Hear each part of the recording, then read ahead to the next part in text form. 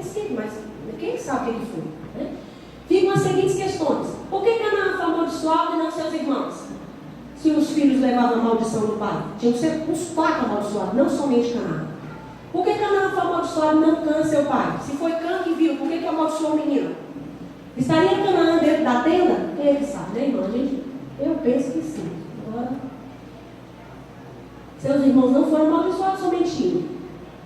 A maldição de Canaã explicou a origem da depravação moral dos cananeus. Cananeus vem de Canaã, tá? Mais do que qualquer outro povo, sua depravação sexual é comprovada pelas descobertas arqueológicas. Albrecht, deve ser isso? Albrecht, não sei esse nome, não sei assim, escreveu: as comparações dos objetos de culto e textos mitológicos dos cananeus, uns dos egípcios e mesopotâmios, levam a uma única conclusão, que a religião cananita era muito mais centrada em sexo e suas manifestações. Em nenhum outro país foram encontradas tantas figuras de deusas da fertilidade nuas, algumas distintamente obscenas. Em nenhum outro lugar o culto às serpentes aparece com tanta força. As duas deusas, Astarte e Anate, são chamadas de as grandes deusas que concebem, mas não dão à luz. Elas concebem, ou seja, engravida, aí deve arrancar o filho e oferecer a Satanás. Ora, quando se diz culto a Satanás, tudo se faz, tudo se pratica, tudo em nome do culto à fertilidade, né?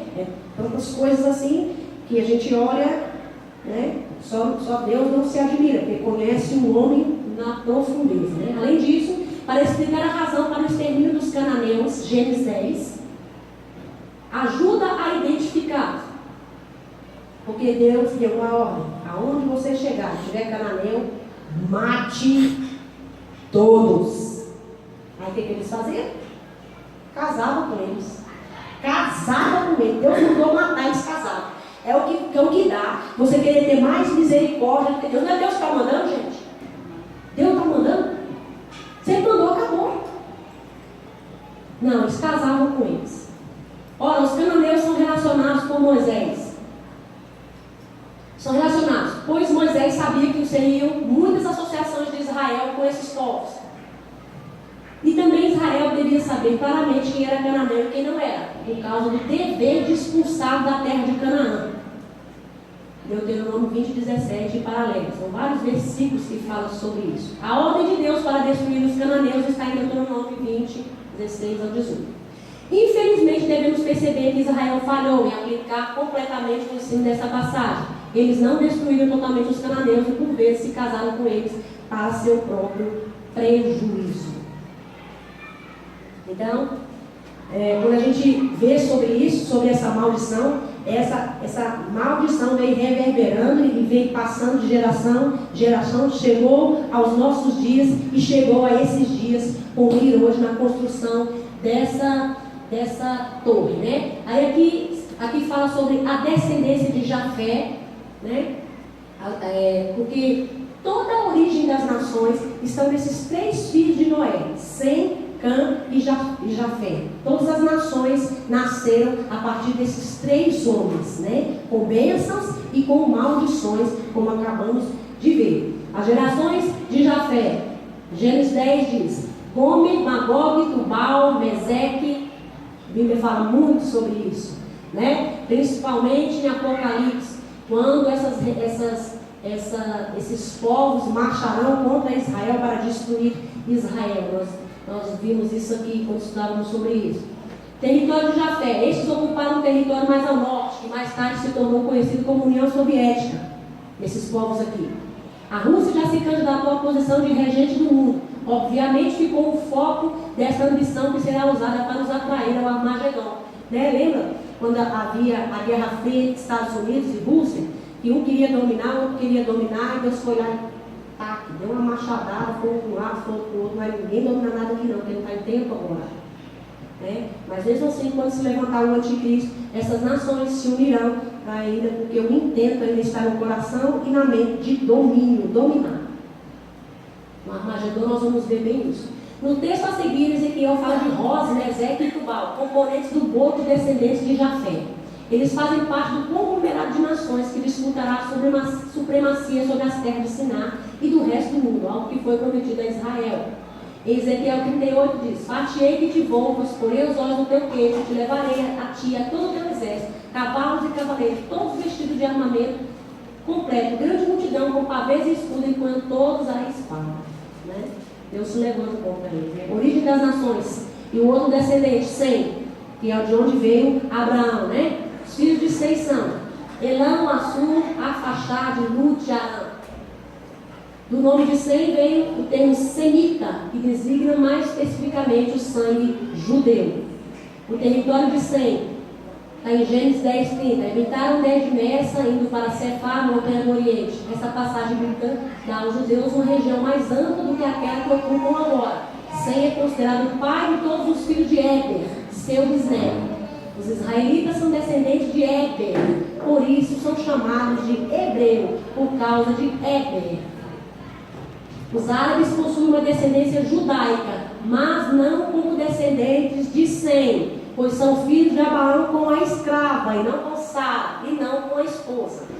Os filhos de Noé foram os primeiros colonizadores, e eles se espalharam pelo mundo e formaram as diversas etnias existentes em nosso planeta. E por último, o que nós vimos agora, né? Aí você vai ver muitas vezes falando sobre Cã, com M, Cã com A, tio ou cão. É tudo a mesma coisa. Se você falar de um jeito, de outro, escrever de um jeito, todos estão certos, tá? Gênesis 10:6. Cush, Mizraim, Put e Canaã são os filhos de Cã. O território de Cã, formado a partir de Babel ou Babilônia, o atual Iraque. Nimrod ficou conhecido como caçador de poder e não de animais. Liderou este processo de colonização. Descendente direto de Cush, chegou a ser escolhido como tipo do anticristo, que também será um caçador de poder. Gênesis 10:9 diz: o princípio do seu reino foi Babel, Erech, Acade e Calné, na terra de Siná. Naquela terra saiu ele para a Síria e edificou Nínive. Nínive, lembra de Nínive, né? Reobote, Ir e Calá, a terra de Siná, de designação incerta, parece um termo genérico para Canaã e Babilônia. Os descendentes de Cã assentaram-se em regiões que identificamos como Egito, Palestina, Sudão, Arábia Saudita e Iêmen. Cush, um dos filhos de Cã, se aproximou da África, que fica ao sul de Israel e faz fronteira com o Egito. Acreditam os especialistas que foi ele o responsável pela colonização do todo o continente africano. Gênesis 10 diz que o limite dos cananeus foi desde Sidom, indo para Gerar, até Gaza, indo para Sodoma, Gomorra, Admar, Zeboim, até Lázaro. Esses são os três pais de toda a civilização. Né? Nós somos descendentes de um desses povos aí. Nos capítulos 1 a 11 de Gênesis há um registro de 4 grandes acontecimentos. Né? Fala sobre a criação do universo, a queda do homem, o dilúvio, foi o que nós vimos, e agora a tentativa de construir a torre. Né? Esses capítulos, isso tudo está nos capítulos 1 ao 11 de Gênesis. Vai falar só sobre isso aqui, né? Este capítulo revela que sempre que a humanidade desobedece a Deus, o Senhor julga o pecado, então sua graça oferece o recomeço. Adão e Eva pecaram, mas Deus vestiu-os e prometeu enviar ao mundo um redentor. Quando você vê lá a história, quando eles estavam nus, o que o Senhor providenciou? Matou lá um animal e os vestiu. Ali já estava apontando para quem? Para Jesus, que ia ser morto e nos vestir de santidade para escrever o nosso nome no livro da vida. Né? Já apontava para um calvário essa morte desse animal que foi morto aqui para cobrir a nudez de Adão e Eva a partir do momento que eles comeram lá da árvore, lá do conhecimento e entenderam que estavam nus e cobertos. Caim matou Abel, mas o Senhor enviou 7 para dar continuidade a uma linhagem temente a Deus. E Caim era o perverso, matou o que era justo. Aí Deus pegou, mandou 7. Aí pela linhagem de 7, a linhagem piedosa de 7, deu continuidade à geração que Deus ia se levantar, que seriam tementes a Ele. Pode ver que tudo que Deus faz, Satanás vai lá e mete a colher e Deus vai lá e conserta. Mas no final, Deus vence. Os descendentes de Sete misturaram-se com os perversos descendentes de Caim, e Deus teve de limpar toda a terra com o dilúvio. Aí limpou a terra com o dilúvio, agora constrói a torre. Aí depois nós vamos ver o que vai acontecer nas outras lições, né? Porém, Noé e sua família creram na palavra de Deus e foram poupados. Depois do dilúvio, seus 3 filhos repovoaram a terra. No entanto, o recomeço com Noé acabou levando a uma das mais arrogantes revoltas contra Deus. Deus ordenou que os povos fossem férteis, que se multiplicassem, que se espalhassem pela terra. Mas eles não obedeceram. Mudaram para a cidade de Nimrod, na Babilônia, assentaram-se ali e foram construir uma torre que se chama, também um dos nomes dela, Zigurate. A torre que construíram em Babel era uma estrutura conhecida como Zigurate. O Zigurate era uma estrutura como uma pirâmide, exceto pelo fato de que cada nível acima era menor, criando uma sucessão de degraus que permitiam subir até o topo. No topo ficava um santuário especial consagrado a uma deusa ou um deus. Nunca imaginei isso. E nessa torre tinha um santuário assim. Eu pensava que era somente uma torre mesmo, que eles estavam com medo de ser mortos novamente, afogados ali. Novamente não, porque estavam vivos, que eles poderiam ser mortos ali. Aí construíram a torre, e eu pensava que era só para isso, só para fugir de uma possível água novamente que viriam. Tendo em vista que eles não acreditavam no arco celeste, né? Mas não, eles colocaram no topo um santuário para uma deusa e para um deus, e pediu que essa deusa e esse deus viesse livrá-los, né? Então o negócio não era simplesmente uma torre, né? Na verdade era um altar a Satanás. No topo ficava um santuário especial consagrado. Eles esperavam que o deus ou a deusa descesse do céu para encontrar-se com eles. Tanto a estrutura quanto a cidade era chamada de Babel, que significa portal dos deuses. Não sabia também que significava portal dos deuses. Achava que era somente confusão, devido à confusão das línguas e à mistura ali. Mas portal dos deuses, para mim, é uma coisa assim, bem nova, não sei para você. Para mim, eu nunca nem tinha visto esse termo. Esse projeto odioso foi uma declaração arrogante de guerra contra Deus. Estavam resistindo à determinação de Deus para que se espalhasse e repovoasse na terra. Motivados talvez por medo e por orgulho, decidiram construir uma cidade, um grande zigurate, e ficar todos juntos. Mais do que isso, desejavam tornar célebre seu nome, de modo que os outros admirassem e se juntassem a eles. Ao declarar seu propósito, repetiu a mentira do diabo no Éden: como Deus, seres. E eles achavam que seriam mesmo, seriam conhecidos e célebres. Esse povo tinha vários elementos a seu favor. Era um conjunto de nações unidas, um só povo, que vai acontecer no final dos tempos, né? Falavam a mesma língua, usavam um único vocábulo e dicionário. Era motivado por um espírito de orgulho e pelo desejo de se tornar sério. A única coisa que faltava era a aprovação de Deus. Antes de destruir alguém, escreveu o historiador Charles: os deuses o inebriam de poder e depois o destroem. Né? Nem assim que o pecado faz: não, vem, que é maravilhoso. Aí você vai, mete a cara, daqui a pouco é só desgracia. De Babel a Belzazar e de Herodes a Hitler, Deus demonstrou repetidamente que não vale a pena rebelar-se contra ele. A soberba precede a ruína e a altivez do espírito a queda. E Jesus advertiu que aqueles que se exaltassem seriam humilhados. O Deus do céu jamais fica perplexo nem paralisado com aquilo que as pessoas fazem aqui na terra. Aí quando eles disseram: vamos, subamos e vamos edificar uma torre. Aí se você olhar lá no versículo, deixa eu ver aqui qual foi o versículo, deixa eu ver se eu tenho ele aqui. Se tiver eu vou falar. Quando Deus fala assim: desçamos.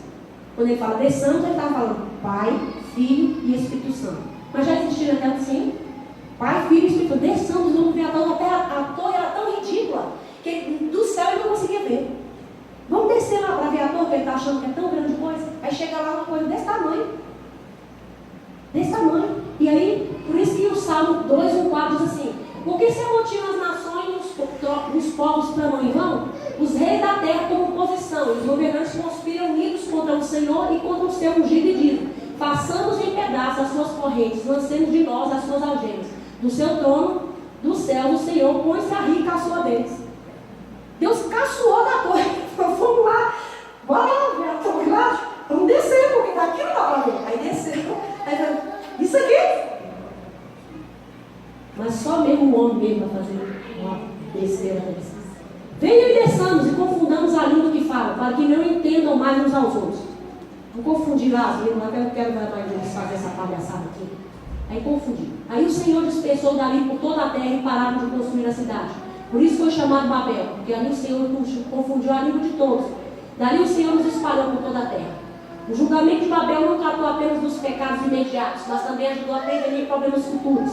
A unificação da humanidade só serviria para dar às pessoas uma ideia falsa de poder, que os levaria a uma rebelião maior contra Deus. Deus estava, na verdade, livrando o homem de um buraco maior ainda que iria cair, talvez não tivesse nem jeito mais.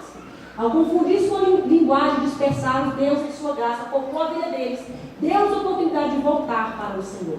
Por isso foi chamado Babel, porque ali o Senhor confundiu a língua de todo o mundo, dali o Senhor os espalhou por toda a terra. A palavra Babel é parecida com o termo Baal, que quer dizer confusão. Por causa do julgamento de Deus, o portal dos deuses transformou-se num portal para a confusão. Por isso que a gente vê muito, hoje em dia, falar nas igrejas, Deus não é Deus de confusão. Todo tempo cita isso, né? Deus não é Deus de confusão. Então, Babel está todo o tempo sendo desmoralizado. Para quem queria tornar-se célebre, tornou-se célebre por um erro tão grande e agora ficaram com essa fama, só confusão. Quem quer estar metido em confusão, né, irmão? A multiplicidade linguística e cultural. O episódio da Torre de Babel criou diversas fronteiras entre os descendentes de Noé. Linguísticas, culturais e geográficas. Linguísticas. Da barreira idiomática surgiu a noção de nacionalidade, responsável pela criação de países e reinos. Só os impérios, geralmente antagônicos a Deus, buscam unificar o que os separou em Sinear. Os que querem formar um império, eles querem fazer com que seja uma só língua, que vai acontecer no final, né, nos últimos 7 anos. Mas antes disso, já vai haver uma preparação para isso, e é o que nós estamos já vendo hoje, os países se unificando para que haja uma só língua, uma só moeda e tudo. A multiplicidade linguística dos povos oprimidos, porém, torna inviável a unificação, ainda que possa ser considerada duradoura, como foi o Império Romano. Por enquanto, né? Porque depois a gente já sabe. Já imaginou se toda a humanidade falasse o russo ou o alemão? Stalin ou Hitler tinha acabado com a nossa raça, né? Porque agora que ele olhasse para mim, ele olhava e falava, rapaz, mas isso é muito negro, pode matar.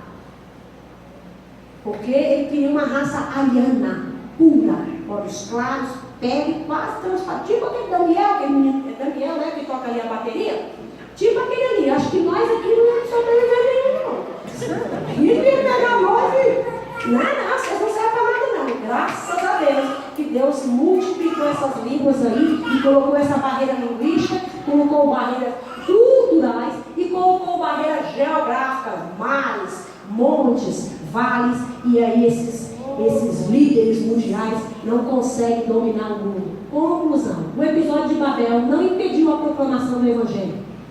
No Pentecostes, todos foram cheios do Espírito Santo e começaram a falar em outras línguas, conforme o Espírito Santo lhe concedia de falar. Está em Atos 2. A palavra de Deus atualmente encontra-se em quase todas as línguas. O que parecia maldição fez-se bênção para todos os povos. Então, para Deus não é impossível. Ele multiplica as línguas, mas da mesma maneira, do mesmo modo, ele vai lá, batiza o povo e todos falam línguas diferentes, todos se entendem, porque Deus é Deus. Vai explicar, né? Vai explicar. Só Deus sabe. Então, só era isso mesmo. Muito obrigado pela paciência dos irmãos.